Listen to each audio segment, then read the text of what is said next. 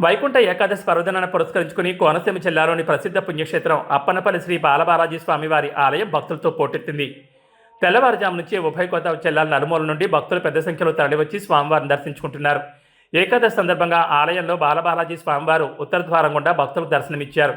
ఈ పవిత్ర దర్శనం కోసం భక్తులు గంటల తరబడి క్యూ లైన్లో వేచి ఉండి గోవింద నామస్మరణతో స్వామివారిని స్మరించుకున్నారు. భక్తుల రద్దీని దృష్టిలో ఉంచుకుని ఆలయ అధికారులు ప్రత్యేక క్యూ లైన్లు, చెరువు పందిళ్లు మరియు తాగునీటి సౌకర్యాన్ని ఏర్పాటు చేశారు.